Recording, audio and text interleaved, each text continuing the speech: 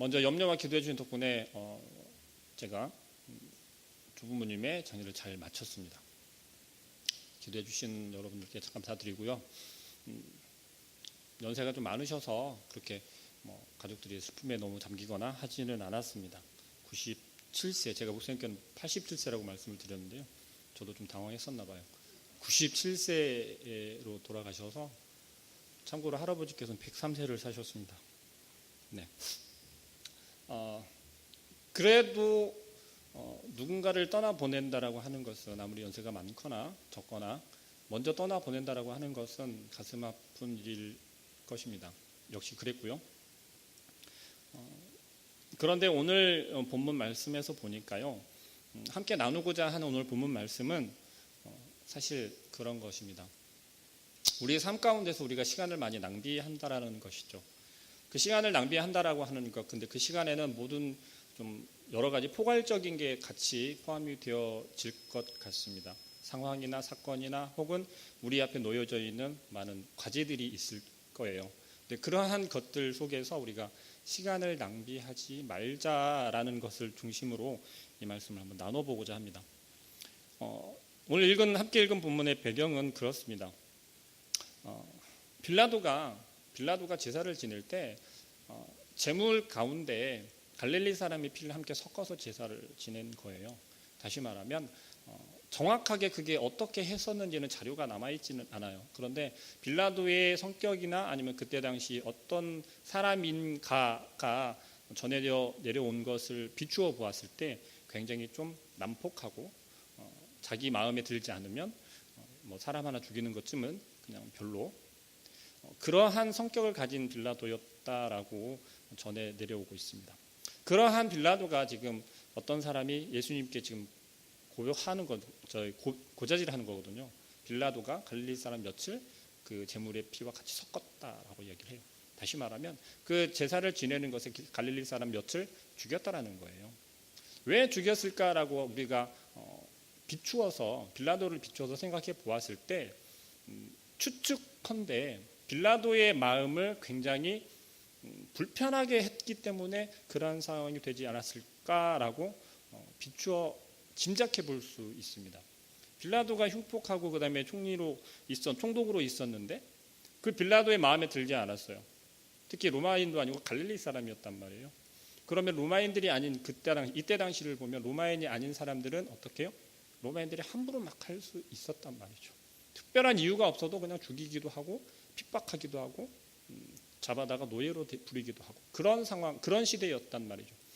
그런 상황 가운데 갈릴리 사람 며칠 자기가 제사 지내는 그 제물에 피를 같이 섞었어요. 예수님께 이것을 고한 사람은 이 갈릴리 사람, 이 사람은 도대체 어떤 마음으로 예수님께 이 이야기를 했을까를 한번 생각해 볼 필요가 있습니다. 이 사람이 예수를 찾아왔다라는 건 예수를 알았다라는 거예요. 다시 말하면 복음을 접한 사람이었을 거다라고 짐작할 수 있습니다. 이렇게 교회에 나와서 열심히 신앙생활을 하는 사람이 아니다 할지라도 우리가 성경 말씀을 아는 사람들이, 세상 사람들이 참 많잖아요. 요즘에는 오히려 교회에서 열심히 봉사하고 헌신하는 분들보다, 저희들보다 오히려 더 이 성경에 대해서, 성경에 들어있는 내용에 대해서 잘 아는 사람들이 참 많아요. 그래서 우리가 조금 더 성경을 열심히 보아야 하고 읽어야 하고 우리가 묵상해야 한다라는 것입니다. 우리가 알지 못하면 세상 사람들과 겨루어서 승리할 수가 없어요. 제가 겨루어서 승리할 수 없다라고 이야기한 건 뭐냐면 싸우라는 이야기가 아니고요. 우리가 성경을 잘 알아야, 하나님의 말씀을 우리가 잘 알고 있어야 세상 사람들에게 우리가 이야기해 줄 수 있다라는 거예요. 너희가 알고 있는 그 문자적인 성경에 대한 이야기는 그것이 아니라 올바른 하나님의 말씀을, 올바른 하나님을 전해줄 수 있다라는 것이죠. 오늘 예수님을 찾아온 이 사람은 분명히 그랬을 겁니다. 정말 진심으로 예수님을 알아서 입으로 시인하고 구원에 이르는 그 입술의 고백이 된 사람인지는 정확히 알 수 없어요. 그러나 예수님께 나와서 지금 이야기를 합니다. 빌라도가 자기 제물에 갈릴리 사람의 피를 섞어서 같이 제사를 지냈다. 다시 말하면 갈릴리 사람 예수를 죽였다라는 걸 예수님께 고하는 거예요. 어떤 의도로 했는지는 예수님의 대답을 통해서 우리가 알 수 있습니다. 대답하여 이르시되 너희는 이 갈릴리 사람들이 이같이 해 받음으로 다른 모든 갈릴리 사람보다 죄가 더 있는 줄 아느냐라고 반문을 하고 있어요. 뭐예요? 빌라도에게 지금 핍박을 받아서 지금 죽임을 당한 그 갈릴리 사람들이 해를 받지 않은, 죽지 않은, 죽임을 당하지 않은 남아있는 다른 갈릴리 사람들보다 훨씬 죄가 많기 때문에 그 갈릴리 사람이 선택되어서 죽었냐라는 것을 반문하고 있는 거예요. 살짝 고민이 되지 않으십니까? 우리들이요, 지금 이 사람이 예수님께 한 질문을 똑같이 던지고 있어요. 그렇게 생각하기도 하고요, 그렇게 이해하기도 합니다. 시간이 좀 많이 지나고 지금은 어느 정도 좀 안정화가 되어 가고 있으니까 얘기하기가 좀 그렇긴 하지만 당장 우리 지금 벌써 세월호 참사를 보면 굉장히 의견들이 분분했었잖아요. 어떤 사람들은 믿는 사람들이 많았기 때문에 그러한 이야기도 합니다. 벌받았다라는 이야기도 많이 했어요. 하나님의 심판이다, 하나님이 하신 일이다, 굉장히 많았었어요. 그것 때문에 교회 안에서도 굉장히 분란이 많았었고요. 그것을 생각하는, 물론 어떤 좀 조심스러운 이야기이긴 하지만 어떤 목사님들까지도 그런 이야기를 많이 하셨고 그렇습니다. 생각하는 견해가 다를 수 있어요. 그런데 오늘 본문 말씀에서 예수님께서 하신 이야기를 견주어서 대답을 하자면 저의 의견은 그렇습니다. 하나님께서 하시는 일은 결코 아니다라는 거죠. 하나님께서 하신 일은요, 이 땅에 와서 이 땅에 살아가고 있는 모든 하나님의 백성들이, 하나님을 고백했건 고백하지 않았건 모든 민족들이, 모든 백성들이 뭐예요? 하나님의 심판의 그 날로, 그 심판의 시간으로 가고 있는 거예요. 만약에 이 땅에 지금 현재 하나님의 심판이 임했다, 지금 하나님의 심판이 이루어지고 있다라고 하면 성경 말씀이 모순이 되는 거예요. 우리는 지금 구원을 받았다라고 고백하고 나는 구원의 확신을 가지고 살아가는 사람들, 그 사람들에게 심판이 지금 임했습니까? 이루어졌습니까? 하나님께서 심판하실 때는 성경 말씀에서 그렇게 이야기를 하고 있어요. 언제 일어날지 알 수가 없어요. 왜요? 심판 때가 언제요? 예수 그리스도가 다시 오실 때, 그때라는 거죠. 근데 우리는 그것을 죄 지은 사람들이 벌을 받는 것을 하나님의 심판인 것처럼 이야기를 한다라는 거예요. 우리가 스스로 잘하지 못했고 우리가 스스로 준비하지 못한 것에 대해서 하나님에게 자꾸 그 책임을 돌린다라는 거예요. 잘 되어지면 우리는 복 받았다라고 이야기를 합니다. 그런데 조금만 틀어줘도 우리는 뭐예요? 벌 받았다라고 그래요. 이치에 맞지가 않아요. 왜요? 나는 어떤 사람입니까? 여러분들은 어떤 사람인가요? 하나님께 복을 받을 만한 사람입니까? 하나님께 은혜를 입을 만한 사람입니까? 저는 그렇습니다. 저는 하나님께 복을 받을 만한 사람이 되지 못해요. 저는 하나님께 은혜를 입을 만한 사람이 되지 못한다라는 거죠. 왜요? 죄인이기 때문에 그래요. 저는 죄인이기 때문에, 우리는 죄인이기 때문에 하나님께서 주시는 복이 필요한 것이 아니라 하나님의 은혜가 필요한 거라는 겁니다. 우리가 하루하루를 살아갈 수 있는 것은 뭐예요?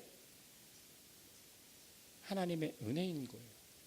우리가 살아가고 싶다고 해서 살아갈 수 있고 우리가 살기 싫다고 해서 살아갈 수 없는 게 아니란 말이죠. 오늘 본문에서 이야기를 하고 있는 포인트는요, 그것입니다. 죄가 많은 사람이면 빨리 심판을 받고 죄가 없는 사람이면 오늘 하루 무사히 잘 넘기고, 그게 아니라는 거예요. 우리가 어떤 사람인지를 보라는 거예요. 다시금 되새김질 하라는 거예요. 3절 말씀이 그러잖아요. 너희에게 이르노니 아니라 너희도 만일 회개하지 아니하면 다 이와 같이 망하리라 라고 이야기를 해요. 우리는 얼마나 하나님 앞에서 우리 자신을 스스로 고백합니까? 오늘 하루도 이렇게 살았습니다. 이렇게밖에 살지 못했습니다. 오늘도 하나님을 우리의 삶의 가장 앞에 내어놓는 것이 아니라 어떻게 해요? 내가 열심히 살았고 하나님 앞에 나와왔습니다. 우리는 이런 고백을 하잖아요. 하루를 살아갈 수 있는 게 하나님께서 힘 주시고 능력 주셔야 내가 살아갑니다라고 고백은 하면서도 어떻게 해요? 우리가 하루하루를 살아갈 때 나의 믿음으로 나의 신앙으로 살아간다라고 스스로 고백하잖아요. 그리고 안심하잖아요. 오늘 하루도 내가 잘 살았구나. 하나님의 말씀에 내가 어긋나지 않게 잘 살았구나라고 착각한다는 거죠. 그러면서 우리의 눈에 보이는 건 뭐예요? 하루에도 수백 건의 사고가 나잖아요. 그리고 하루에도 몇 명씩 죽는다고 하잖아요. 그렇다면 그 사람들은, 먼저 죽는 그 사람들은 물론 질병이나 아니면 고령이 되어서 때가 되어서 가시는 분들은 뭐라고 할 수 없겠죠. 그러나 갑자기 죽는 사람들, 어떤 치안에 의해서 갑자기 해함을 당해서 죽거나 교통사고를 당해서 죽거나, 그런 상황들 속에서 우리는 뭐라고 얘기를 하냐면요, 벌받았다라고 이야기를 하는 경우가 많다라는 거예요. 특히 교회 안에서, 교회 공동체 안에서 훨씬 더 많다라는 겁니다. 그 일례가 그런 거예요. 주일을 빼먹고 여행이 잡혔어요. 주일날 여행을 갔는데 참 당혹스럽게도 사고가 났어요. 제일 먼저 떠오르는 게 뭔가요? 주일을 빼먹었더니 사고밖에 안 나네. 당사자들이 그렇게 이야기를 하는 거는 그럴 수 있다라고 쳐요. 마음에 찔림이 있으니까 그렇겠죠. 그런데 옆에서 바라보는 사람들도 그렇게 이야기한다니까요. 봐라, 주일날 끼어서 놀러가면 안 된다니까. 벌 받았어. 하나님이 친 거야, 때린 거야. 정말 그럴까요? 정말 그렇기 때문에 사고를 당하고 그런 해를 당한 걸까요? 그렇지 않다니까요. 그것을 하나님의 심판으로 돌리는 우리들이 문제라는 거예요. 어떤 문제입니까? 가장 기본적인 문제인 거예요. 우리가 하나님을 잘 알지 못한다라는 거예요. 지금까지 우리가 알고 있었던, 잘 안다라고 여겼던 그 하나님을 우리는 착각하고 오해하고 있었다라는 겁니다.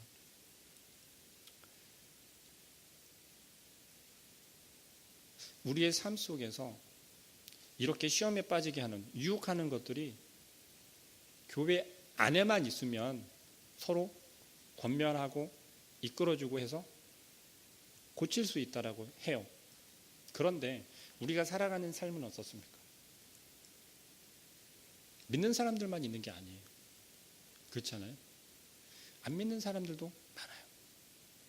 혹은 속된 말로 겉다리로 믿는 사람들도 참 많다는 거죠. 그들에게 가장 우선되는 건 뭐예요? 우리가 살아가는 삶 속에서 내가 평안하게 사는 거예요. 내가 복을 누리고 사는 것이고, 내가 평안하게 사는 거예요.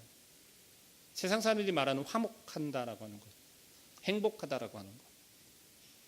그 기준은 그냥 다른 사람들이 볼 때도, 우리가 느낄 때도 불편함이 없고 어려움이 없고 그렇게 살아가는 거잖아요. 그런데 성경에서 이야기를 하고 있는 것은 그게 아니라는 거죠.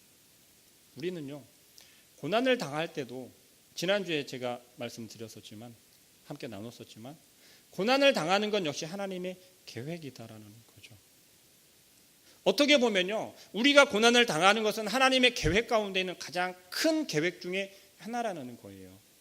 왜요? 그것을 통해서 우리를 더 단단하게 만드시고 더 강하게 만드시고 온전히 하나님의 자녀가 되게끔 하는 하나님의 계획이라는 거죠. 근데 그게 어느 순간에 우리가 고백할 때, 우리가 하나님을 바라보고 하나님을 내가 믿습니다, 이제 하나님만 의지합니다 라고 고백한 순간부터 되는 게 아니라, 우리가 하나님 앞에 온전히 돌아서기 이전부터 이미 하나님께서는 계획하고 계셨다라는 거예요. 이 땅을 창조하실 때부터. 그게 하나님께서 작정하신 거라는 거죠. 누구를요? 우리를요. 여러분 한 사람 한 사람. 여러분 한 사람 한 사람이 하나님 앞에 온전히 돌이켜서 돌아오고 하나님의 자녀가 되고 하나님의 자녀로서 온전히 살아가기를 원하시는 하나님의 계획이라는 거예요. 근데 우리는요, 그 하나님의 계획과 그 하나님의 뜻을 어떻게 해석하냐면 우리 눈에 보이는 것으로 해석하게 돼요. 우리가 하나님의 뜻을 잘 알 수 있습니까? 다 알 수 있습니까? 만약에 하나님의 뜻을 우리가 다 알 수 있다면 우리 하나님의 마음에 쏙 들게 살아갈 수 있잖아요. 그렇잖아요? 우리가 하나님의 뜻을 알아요. 하나님의 계획을 잘 알아요. 그러면 그렇게 살아가면 되잖아요. 그럼 우리는 복만 받잖아요. 하나님 주시는 축복만 받을 수 있잖아요. 근데 우리 고백하잖아요. 하나님의 뜻을 이제 알겠습니다. 그게 하나님의 뜻인가 봅니다. 하면서도 왜 우리는 세상 사람들이 바라볼 때 우리의 삶은 평탄해지지 않고 우리의 문제들은 해결되지 않고 우리는 여전히 이유 없이 까닭 없이 이렇게 죽어갈까요? 우리가 잘못된 하나님을 바라보고 있어요. 우리가 잘못된 시선으로 잘못된 생각으로 하나님을 판단하고 하나님의 뜻을 안다라고 오해한다는 거죠. 하나님의 뜻은요, 알 수 있는 게 아니라는 거예요. 왜요? 하나님의 일하심을 우리가 경험했을 때, 체험했을 때 그게 우리의 생각으로 이해가 되던가요? 도저히 불가능한 것들이 우리가 정말 열심히 하나님 앞에 부르짖어 매달렸을 때 어떻게 해요? 이루어지는 경험들 해보셨잖아요. 근데 그게 생각처럼 우리가 계획했던 대로 되던가요? 저는 도저히 불가능한 상황 가운데서 하나님께서 행하시는 것들을 경험해요. 체험해요. 그게 하나님의 뜻의 전부가 아니라는 거예요. 아주 일부분이라는 거죠. 우리는 그것을 바라보고도 뭐예요? 정말 하나님이 나를 사랑하시나 봐. 하나님께서 우리 안에 역사하시나 봐. 하나님은 정말 살아계셔 라고 그러한 우리의 고백이 되어지잖아요. 코끼리를 전혀 모르는 사람이 있어요. 예화 많이 들어보셨을 거예요. 코끼리를 전혀 모르는 사람이 요만큼 구멍을 뚫어서 코끼리를 봤어요. 자, 뒷다리만 봤습니다. 뒷다리만 보면 어때요? 되게 나무같이 생겼잖아요. 코끼리를 보고 나무같이 생겼다고 이야기를 할 거예요. 자, 그 코끼리 코 아시죠? 말랑말랑하게 호수같이 생겼잖아요. 그 코만 딱 보여줬어요. 그 코만 본 사람은 코끼리에 대해서 어떻게 생각할까요? 코끼리 코는 굉장히 유연해. 꼭 원숭이 꼬리같이 생겼어. 코끼리의 뿔만 보여줬어요. 코끼리의 뿔만 본 사람은 뭐라고 할까요? 야, 코끼리는 코뿔소의 형제인가 봐. 이게 하나가 다 복합적으로 하나의 형체를 이루었을 때 그게 코끼리가 되잖아요. 우리는 하나님께서 일하시는 하나님의 뜻을 이렇게 일부분만, 그것도 아주 미세한 일부분만을 우리가 경험하고 체험하면서 하나님의 뜻을 안다라고 오해한다는 거예요. 그렇기 때문에 우리의 삶 가운데서 일어나는 이러한 오늘 이야기의 주제가 되고 있는 사람이 죽고 사고로 죽고 혹은 천재지변으로 죽고 해를 당하고 우리가 피해를 입고 그러한 것들에 대해서 하나님께서 심판하셨다라고 오해를 한다라는 거예요. 물론 하나님의 신성에 대해서 신성 모독을 한다든지 그러한 부분들에서 하나님께서 즉각적으로 행하시는 것을 부인하지는 않습니다. 그럴 때 있으니까요. 그러나 보편적으로 우리가 이야기를 하는 그러한 사건들에 대해서 말씀을 드리는 겁니다. 우리의 가족들이요, 저는 할아버지 할머니를 먼저 보내드리기 전에 작은 집에 형님을 먼저 보냈어요. 그 이전에 저희가 제일 좋아했던 막내 고모가 먼저 돌아가셨어요. 그것도 결혼하고 얼마 안 돼서. 그래도 아이를 둘을 낳고 유방암으로 공생을 하시다가 호스피스에서 한 1년 정도 계시다가 돌아가셨어요. 그때 당시 그래서 제가 호스피스를 별로 안 좋아했어요. 오래전이니까는 시설이라든지 아니면 환경이라든지 그렇게 좋지 않았고 다른 이제 상황들이 있었으니까 그렇긴 하지만 어쨌든 그런 별로 좋지 않은 기억이 있었어요. 시간이 지나고 나서 작은 집 형님이 먼저 돌아가셨어요. 물론 작은 집은 교회를 다니기는 했지만 믿음이 그렇게 좋거나 건강한 가정은 아니었어요. 술도 좋아하고 그 형님이 돌아가시고 나니까 가족 중에도 믿음이 좋은 가족이 있고 그렇지 않은 가족들이 있잖아요. 물론 이제 아버지 형제들 친척이지만 얼핏 제가 그런 이야기를 들었습니다. 교회 좀 열심히 다니지. 그 형님이 집에서 돌아가셨거든요.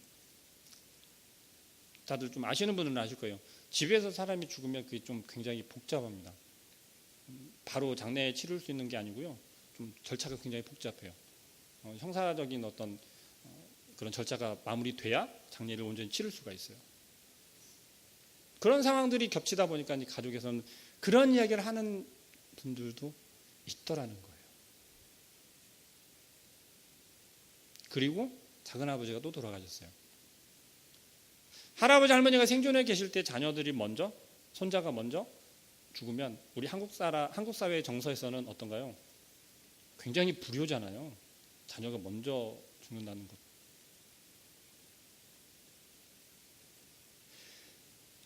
아버지가 목회를 하시는 목회자이고 할아버지 할머니는 권사 집사님이셨어요. 믿음의 가정이잖아요. 그 가정에서 왜 처음에 먼저 돌아간 막내 고모는 신앙생활을 정말 열심히 했던 분이세요. 그런데 왜 그런 고통을 당하면서 죽어야 했나?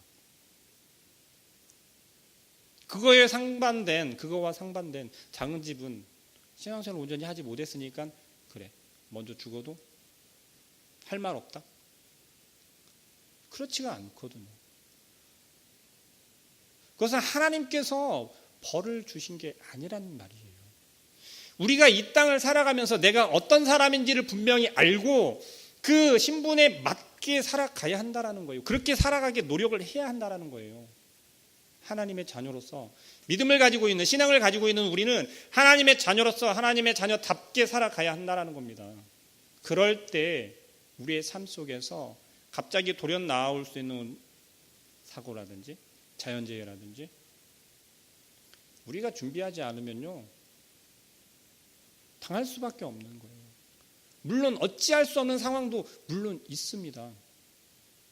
그러나 그게 과연 하나님께서 벌 주시는 걸까요? 잘못된 생각을 하면 안 돼요. 물론 하나님께서 무서운 분이시기는 해요. 하나님의 말씀대로 살지 않았을 때 우리에게 다가오는 고난들, 그러나 우리가 지금 생각하고자 하는 것은 바로 그런 거예요. 우리가 더 나쁜 죄를, 그 죄가 더 크고 나는 죄가 있으나 너보단 덜 하기 때문에 이번에 해를 넘어갔어. 감사하다. 만약에 그렇다라면, 그런 논리가 맞다면 우리가 자연재해를 입은 사람들 앞에 가서 그렇게 이야기를 해야 돼요. 나는 너보다 죄가 덜 하기 때문에 이 해를 넘어갔다. 참 감사하다. 하나님 감사하다. 라는 고백이 정말 기쁨으로 나와야 되는 거예요. 그 논리가 맞다면. 하지만 그렇지 않잖아요. 그들을 바라보면서 우리가 기쁨이 넘칩니까? 아니요. 우리가 모르는 사람이라도 죽음 앞에서는 슬퍼하는 게 당연한 거잖아요. 우리가 정말 생각해야 되는 것은요, 우리가 지금 어떤 신분으로 누구를 의지하면서 어떻게 살아가야 하냐는 거예요. 내 죄는 생각하지 않고 다른 사람이 받은 그 피해나 그들이 이야기하는 벌, 죽음, 그것에 대해서 안심하는 것이 아니라 내 죄 때문에 그렇게 그 사람이 죽을 수 있다라는 것도 생각을 해야 되는 거예요. 나의 잘못 때문에. 왜요? 우리가 생활할 때 우리가 책임져야 할 부분들이 많이 있잖아요. 가장 기본적인 것으로는 안전수칙도 있잖아요. 운전을 하신다라고 하면 교통법규 잘 지키고, 가정에서는 우리가 해야 될 것들이 있잖아요. 환기시키고 안전점검하고, 사소한 것들이라는 거죠. 그런데 우리는 그런 것들에 대해서는 하나님께서 우리와 함께 하시고 내가 하나님의 자녀로서 당연히 해야 하는 거다라는 생각을 하지 않는다는 거예요. 그냥 우리의 삶의 일상이니까, 내가 살아가는 세상 속에 그냥 일상이니까 그런 것은 전부 다 배제를 시키는 거예요. 하지만 그렇지 않거든요. 우리가 이 땅을 살아갈 수 있는 건 누구예요? 하나님께서 허락하셨기 때문에 그래요. 우리의 환경들은 뭐예요? 하나님께서 만들어 놓으신 그 세상 가운데 우리가 살아가는 거라는 거예요. 그러면 하나님께서 만들어 놓으신 그 세상 가운데 그 규칙을 누가 지켜야 돼요? 그 가운데 살아가는 사람들이 지켜야 한다라는 거예요. 그 질서를 깨뜨릴 때, 그 질서를 무너뜨릴 때 어떻게 돼요?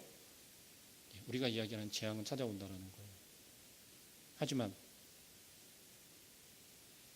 죄에 대한 부분에 대해서 민감한 부분이잖아요. 나는 죄 없다 만약에 할 수 있는 사람이 이 가운데라도 혹시 계실까요? 죄가 없지 않잖아요. 그 죄를 예수 그리스도가 해결해 주셨어요. 우리를 구원해 주셨어요. 맞습니다. 우리의 죄의 문제를 해결해 주셨어요. 그렇다고 그 죄가 없어졌나요? 그런 거예요. 주님 오실 그날까지 우리가 다시금 죄의 자녀가 되지 않으려고 노력하며 살아가는 게 이 땅을 살아가는 하나님의 자녀로서의 삶이다라는 거예요. 우리의 믿음, 한 번 고백한 믿음이 변하겠습니까? 내가 한 번 예수 그리스도를 고백했는데, 믿는다고 고백했는데 한 번 고백하면 된다면서요. 입으로 시인하고 마음에 믿으면 된다면서요. 네. 그런데 그 마음이 변질되어 가고 그의 삶이 변질되어 가고 다시금 죄의 자녀로 돌아가고 있는 그 사람을 바라볼 때 우리는 어떻게 해야 돼요? 너 한 번 고백했으니까 됐어. 너 하나님 믿는다면서 끝. 그런가요? 아니요. 우리는 끊임없이 하나님의 자녀로서 하나님의 말씀대로 살아가고 하나님의 자녀로서 살아갈 수 있는 성화의 과정을 계속 해야 된다는 거예요. 반복해야 된다는 거예요. 주님 오실 그날까지. 회개하지 않으면 다 망한대요. 두 번째 또 물어봐요. 예수님께서 그 질문한 갈릴리 사람들에게 이렇게 이야기를 합니다. 4절 말씀이 그럽니다. 또 실로암에서 망대가 무너져 치어 죽은 18사람이 예루살렘에 거한 다른 모든 사람보다 죄가 더 있는 줄 아느냐? 너희에게 이르노니 아니라 너희도 만일 회개하지 아니하면 다 이와 같이 망하리라 라고 이야기해요. 제가 화물차 할 때 그런 일이 있었습니다. 그 큰 트럭 있잖아요. 25톤 트럭이라고 하는데 카고 트럭은 위에다가 짐을 실으면요 한 5m, 6m까지 높이가 되거든요. 근데 그냥 싣고 다닐 수 있는 게 아니에요. 로프를 치거나 아니면 호를 쳐야 돼요. 이렇게 발을 치거나 아니면 이렇게 천막 쳐서 그렇게 해야 고속도로를 들어갈 수 있어요. 근데 그걸 5m, 6m 되는 높이를 올라가서 하려면 적어도 사람이 서 있을 수 있는 높이는 한 3m 정도는 올라가야 돼요. 최소한 2m 이상 올라가야 돼요. 그 높이에서 로프를 당겨서 짱짱하게 로프를 치고 하면 어떤 상황이 생기냐면요. 위에서 헛디뎌서 떨어지는 경우가 생겨요. 위에서 천막을 잡아 당겨주다가 놓치거나 미끄러지면 떨어지는 경우가 생겨요.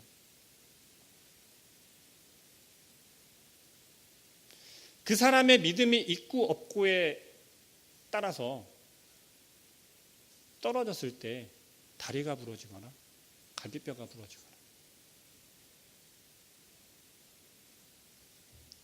어떤 생각들을 하십니까? 제일 먼저 드는 생각이 어떤 생각이세요? 예전에는 그랬어요. 야, 너 하나님 도우셔서 다리밖에 안 부러졌나 보다? 그러잖아요. 어떤 사람은 야, 너는 교회 다닌다고 하면서도 그렇게 일을 당하냐? 그러는 거예요. 근데 사고의 원인은 뭐예요? 조심하지 않아서 그래요. 조심하지 않아서. 우리가 세상을 살아가면서 손에 익거나 너무 익숙해지면 어떤 상태가 되냐면요. 조심성이 없어져요. 그냥 이렇게 해도 되겠지 저렇게 해도 되겠지 너무 자연스럽게 망각하게 돼요. 흔한 예로 자전거 탈 때 헬멧 안 쓰고 타는 거나 제가 기계를 다룰 때 뜨거운 걸 다루는 걸 했었어요. 그 플라스틱 원료를 녹이면 말랑말랑해져서 그게 열을 받으면 폭발을 해요. 잘 알고 있는데도 자주 하다 보면 그냥 망각하게 되는 거예요. 이렇게 해도 괜찮으니까. 그러다가 한번 좀 사고가 났었어요. 튀어서 이제 얼굴에 탁 튀었었거든요. 별로 흔적이 없으니까 잘 모르시겠죠. 근데 그런 거예요. 안전하게 한다라고 하면서도 그런 상황들이 발생한다는 거예요. 우리가 신앙생활을 하나님을 정말 의지하고 하나님의 말씀대로 살아간다라고 우리가 매일매일 고백하고 기도하면서 시작을 하지만 우리의 삶을 살아갈 때 너무 익숙한 삶을 살아가면서 어떻게 이렇게 망각하게 되는 거예요. 그 가운데 발생되는 사건이나 사고들에 대해서 우리는 어떻게 받아들이냐는 거예요. 예수님께서 이야기를 하시는 건 바로 그거예요. 내가 죄가 적기 때문에 이번에 사고는 면했고, 내가 잘못한 게 많기 때문에 이번에는 내가 사고를 당하고, 그 기준이 아니라 우리가 어떤 상황 속에서도 하나님께 돌이키지 아니하고 예수 그리스도 앞에 다시 나와서 우리의 죄를 자복하지 않으면 내가 이런 자입니다, 내가 이런 사람입니다, 그럼에도 하나님이 나를 사랑하시니 나를 붙잡아 주시니 나와 함께 해주시니 감사합니다, 내가 하나님의 은혜가 아니면 살아갈 수 없습니다라는 고백이 되어질 때 예표적으로 보여주는 그러한 것들에 대해서 우리가 좀 더 안전할 수 있다라는 거예요. 예수님께서 이야기를 하는 건요, 포인트가 죄가 많은 사람이 죽고 덜한 사람은 살고 지금 이야기를 한 것처럼 그게 아니라 우리의 죄 가운데 무엇을 바라보고 우리가 돌이키느냐예요. 핍박을 받고 고난을 받는 사람들이 있어요. 그 사람들을 바라보면서 그러면 그 사람들이 죄가 많기 때문에 고난받습니까? 아니요. 그게 아니라고요. 지난 주에 제가 말씀드렸잖아요. 하나님의 계획 가운데 있다니까요. 하나님의 계획 가운데는 하나님을 믿는 백성들이 고난받지 않으면 안 된단 말이에요. 왜요? 하나님의 살아계심이 나타날 수밖에 없어요. 그 가운데 하나님의 능력이 나타날 수밖에 없다라는 거예요. 하나님은 철저하게 뭐예요? 하나님 앞에서 우리가 자복하고 하나님 앞에 드려지는 예배 가운데, 지금 그렇게 하는 데는 없습니다. 구약시대 때는 그랬잖아요. 피해 제사를 드려야만 했어요. 반드시 피를 흘려야 했다라는 거예요. 그렇기 때문에 신약시대에 와서 누구예요? 예수 그리스도의 피로 말미암아서 해결이 된 거예요. 그렇기 때문에 지금은 우리가 예배를 드릴 때 이 자리에 피를 흘리지 않는 거예요. 아시겠습니까? 그럼 뭐예요? 그 대신에 드리는 건 우리를 드리는 거예요. 예배를 드리는 것은요, 말에서도 그렇잖아요. 드린다고 하잖아요. 우리를 드리는 거예요. 예배 자리에 나와서 우리가 우리의 몸을 드리고 시간을 드리고 우리의 물질을 드립니다. 가장 중요한 게 뭘까요? 우리 자신을 드리는 거예요. 나 자신을 드리는 거예요. 그런데 죄가 많고 흠이 많고 세상에 온갖 때로 더러워진 우리가 나와서 떳떳하게 나는 거룩하게 오늘 살았습니다, 오늘 하나님 말씀대로 잘 살았습니다, 받아주십시오라고 하면 하나님 보실 때 뭐라고 하실까요? 좀 깨끗하게 씻으면 안 될까? 너 아주 거기 때가 묻어 있잖아. 그렇게 하지 않으실까요? 제가 할머니를 먼저 보내드리면서 괜찮을 줄 알았어요. 연세가 많으시니까. 근데 마음 가운데 어떤 마음이 드냐면 좀 더 건강히 그냥 얼굴 좀 보시고 가시면 좋았을 걸 하는 생각이 자꾸 드는 거예요. 그 요양병원에 계시다가 돌아가셨는데 조금 고생 아닌 고생을 좀 하셨어요.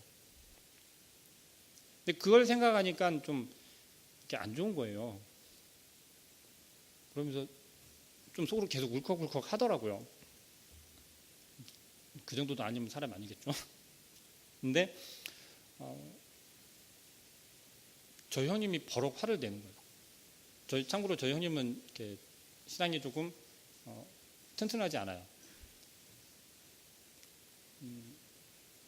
작은아버지랑 이제 고모들이랑 이제 할머니 영정 앞에서 무슨 얘기 끝에 이제 좀 이렇게 우셨어요. 울먹울먹 하면서 울고 그러니까 우리 형님 그러시는 거예요. 물론 그게 이제 의미는 조금 다를 수는 있겠지만 이런 말씀하셨어요. 교회 다니는 기독교에서 죽으면 천국에 먼저 보내는 거고 그때 가서 다시 만날 거라면서 뭐가 그렇게 슬퍼서 오냐고. 뭐가 그렇게 슬퍼서 오냐고. 즐겁게 기쁘게 보내드려야 될 거 아니에요. 이 세상에서 저렇게 고통받고 가는데, 고통받는 이 세상에서 사는 게 아니라 이제는 편한 곳에 갔는데 뭐가 슬퍼서 오냐고. 버럭하면서 그 이야기를 하더라고요. 한교 현우에서 좀 굉장히 많은 만감이 교차했습니다. 우리가 생각하는 그 죽음에 대해서, 신앙인들이 생각하는 그 죽음에 대해서 단지 이별만을 생각하는 건지, 아니면 정말 이제 천국문에 들어간 그 기쁨으로 우리가 보내드려야 하는 게 맞잖아요. 당사자가 되었을 때 그때도 태연하게 초연하게 그렇게 보내드릴 수 있을까? 그리고 그러한 말들에 대해서 우리가 흔들리지 않을 수 있을까? 여전히 하나님만 의지해야 한다는 게 답이더라고요. 오늘 예수님께서 이야기를 하시는 건 그런 거예요. 회개하지 않으면 다 망한다라고 하는 거. 회개한다라는 게 뭡니까? 하나님 앞에 돌이키는 거예요. 하나님 앞에 우리를 다시금 굴복시키는 거예요. 하나님 앞에 우리가 자복하는 거라는 거죠. 자복한다라는 것은 우리를 다 내어 놓는다는 거예요. 그렇게 하지 않으면 망한대요. 그것도 예수님께서 2번씩이나 강조하면서 이야기를 하셨어요. 우리의 삶에서 우리가 하루하루 살아가잖아요. 하나님께서 만약에 쑥 데려가면 어떻게 할까요? 부자가 예수님을 찾아와서 그렇잖아요. 영생하는 방법이 뭐냐고 물어보잖아요.